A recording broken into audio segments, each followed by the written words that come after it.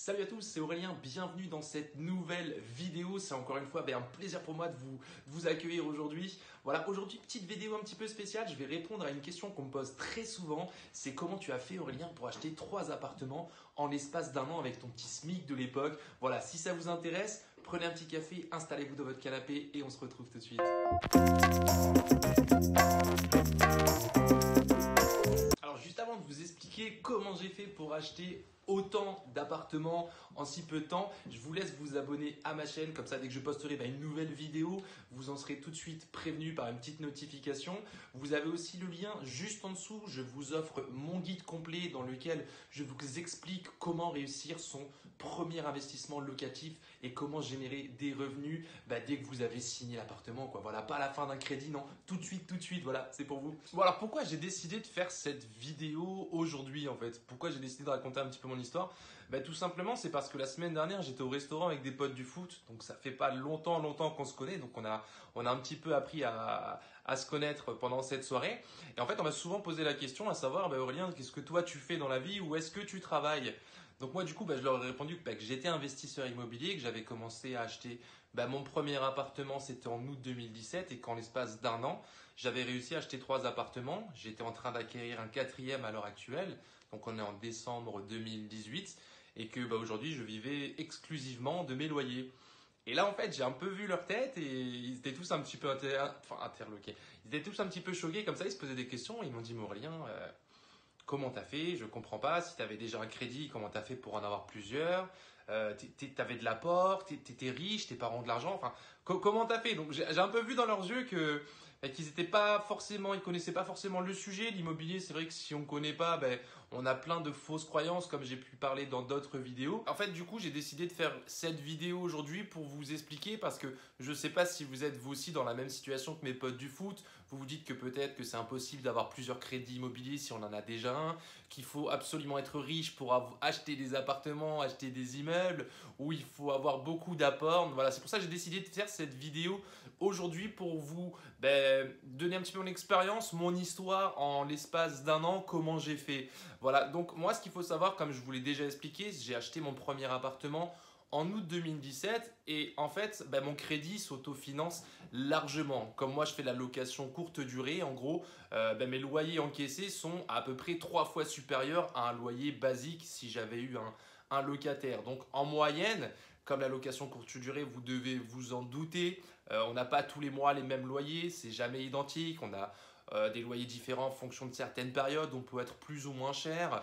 Après évidemment vous avez tout ce qui est période d'été, saison estivale, où là pareil au niveau des prix on est bien supérieur aux prix pratiqués à l'année.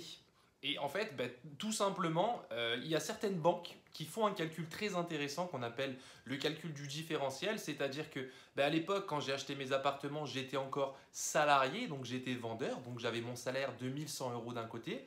Et en fait, après mon premier appartement, j'avais mon crédit immobilier donc de 300 €, et j'avais mes loyers qui s'élevaient en moyenne entre 1600 et 1800 €. Donc qu'est-ce que la banque faisait?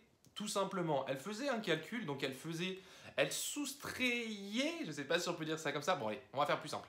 Elle enlevait à mes loyers mon crédit, donc ça me donnait un résultat positif, donc un cash flow positif, donc la différence entre mes loyers encaissés et mon crédit. Et du coup, cette différence-là, ce cash flow, certaines banques, le rajoutaient à mon salaire de vendeur. Donc du coup, après avoir fait mon premier crédit immobilier, quand je suis parti voir d'autres banques pour faire d'autres crédits, pour acheter d'autres biens, la banque, à ses yeux, j'étais considéré comme plus riche qu'au départ. Bon, bien évidemment, dans les faits, ça n'a pas été aussi simple que ça. J'ai dû me battre.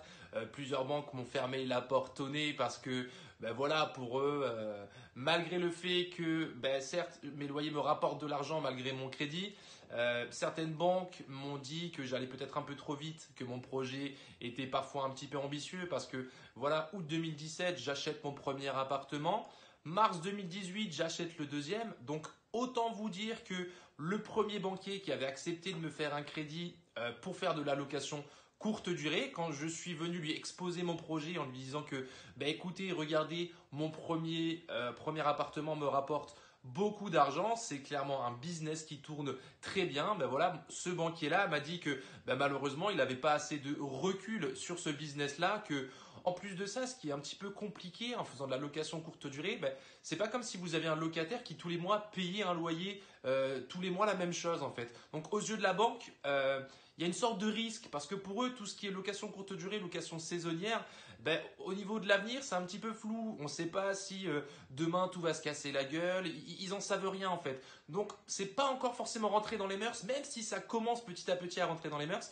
Mais en tout cas, un dossier en faisant de la location courte durée est toujours plus compliqué à défendre aux yeux d'un banquier. En tout cas, c'est mon ressenti personnel. Donc voilà, août 2017, ben, j'ai mon premier appartement qui tourne très bien et je décide en mars d'en signer un deuxième, sauf que comme je vous l'ai dit, ma première banque a refusé de me le financer parce qu'elle n'avait pas assez de recul, parce que pour elle, il y avait quand même un risque, même s'il était bien limité, même si au niveau des chiffres, tout coïncidait, pour eux, il y avait quand même un risque. Donc qu'est-ce que j'ai fait? J'avais soit deux solutions, soit j'écoutais mon banquier et je me disais, écoute Aurélien, c'est bien, tu as un appartement qui tourne bien, qui t'a doublé ton salaire de vendeur, comme ça tu restes vendeur pendant un an à te morfondre dans un travail qui te plaît pas forcément, même si l'ambiance du boulot, je sais que mes anciens collègues regardent ces vidéos, même si l'ambiance du boulot était quand même géniale, ça je ne pourrais jamais le nier, mais voilà, attendre un an, pour moi, c'était trop compliqué. Je voulais aller vite, je voulais vite m'en sortir. Donc, qu'est-ce que j'ai fait? Tout simplement, je suis parti voir une autre banque. J'ai fait le tour des banques, hein. Encore une fois, je me suis fait jeter, mais jusqu'à ce que je trouve le bon banquier qui me comprenne. Donc je ne sais pas, en plus de ça, si vous me suivez sur Instagram, mais mes dernières stories, comme je suis en train d'acquérir un autre appartement en ce moment, dans mes stories, en fait, je vous ai montré tous mes dossiers, parce que ce qu'il faut savoir, c'est que mes dossiers sont absolument béton quand je vais voir la banque. Le banquier, tous les banquiers sont surpris, tous les banquiers sont agréablement surpris quand je leur apporte mes documents, parce que j'ai un dossier par appartement. En plus de ça, j'ai un dossier avec le nouvel appartement que je souhaiterais me faire financer par la banque, avec les photos, les chiffres, un business plan. Bref, sincèrement, j'arrive, mon dossier, il est béton. On ne peut pas me dire non. Et pourtant, il y a certaines banques qui restent quand même un peu frileuses, surtout que, encore une fois, certes, j'avais un appartement depuis 6 mois qui me rapportait de l'argent, mais je m'étais toujours pas créé d'apport, j'avais pas beaucoup d'argent de côté, donc ça a été un petit peu plus compliqué, mais je me suis quand même battu, j'ai pas abandonné et j'ai réussi à avoir ce deuxième appartement. Après attention, j'ai certains banquiers avec qui je discute qui me disent ah mais Aurélien, ce que vous faites c'est génial, ça rapporte vachement d'argent, c'est super intéressant, mais après malheureusement ce banquier-là n'a pas les pleins pouvoirs.